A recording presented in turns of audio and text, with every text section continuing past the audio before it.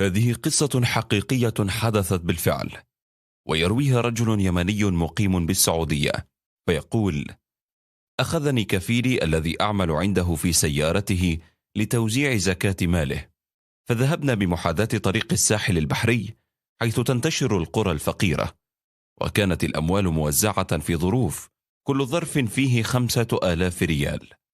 وعندما خرجنا من إحدى القرى إلى طريق جدة جيزان، وإذا نحن برجل عجوز وعمره 70 سنة أو أكثر، لكن منظره يوحي بصحة قوية، وكان يمشي على الخط العام.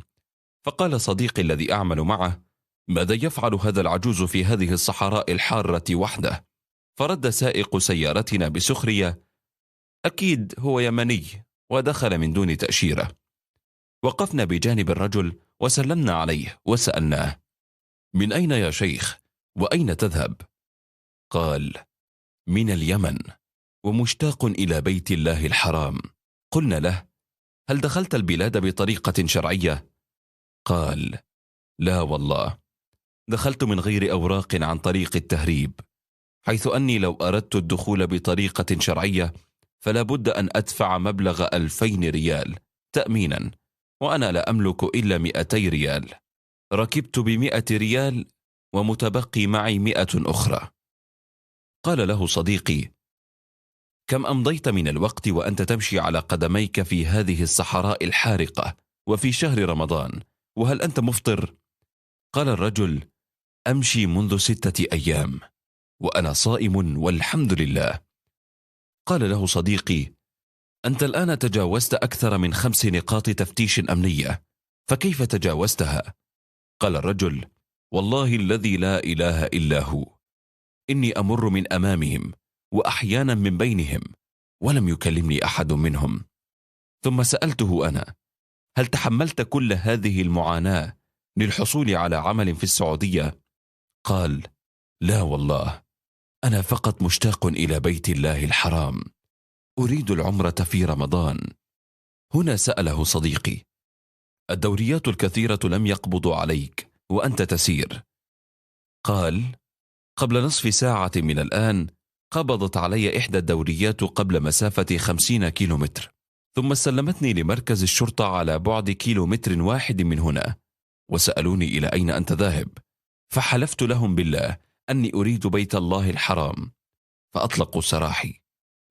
قلت في نفسي: سبحان الله ربي، هيأ لك رجال الأمن فنقلوك بسرعة إلى هذا المكان حتى ييسر الله لك أمرك. ثم قام صديقي وأعطاه ظرفين وقال: خذ، هذه زكاة المال. أخذها الرجل وهو لا يدري كم المبلغ الموجود في كل ظرف، وقال: جزاكم الله خيرا. فسألته: تعرف العملة السعودية؟ قال: نعم. فقلت له: افتح الظرف وخبئ النقود بمكان آمن حتى لا تضيع. فتح الرجل الظرفين، وحين تأكد أن المبلغ 10,000 ريال نظر إلينا وقال: أكل هذا المال لي؟ قلنا: نعم هو لك. فسقط الرجل من المفاجأة في حالة إغماء شديد، ونزلنا من السيارة وجلسنا حوله نرشه بالماء، وهو يصيح: هذا المال كله لي، وجلس يبكي بكاء يبكي منه الحجر. وبعد أن استراح قليلا سألته عن سبب هذا البكاء الشديد. أنا عندي بيت في اليمن، وعندي قطعة أرض بجانب البيت، وهبتها لله، وبنينا عليها مسجدا أنا وأولادي من الحجر والطين. المسجد اكتمل بناؤه، لكن عجزنا عن فرشه وأشياء أخرى يحتاجها. وكنت يوما جالسا بعد انتهاء البناء أفكر كيف لي أن أفرش هذا المسجد. صراحة كلنا بكينا بكاء عجيبا، وتذكرنا قول النبي صلى الله عليه وسلم: من كان همه الآخرة جلبت له الدنيا بحذافيرها. وقوله صلى الله عليه وسلم: من كانت الآخرة همه جعل الله غناه في قلبه وجمع له شمله، وأتته الدنيا وهي راغمة. ومن كانت الدنيا همه جعل الله فقره بين عينيه وفرق عليه شمله، ولم يأته من الدنيا إلا ما قدر له.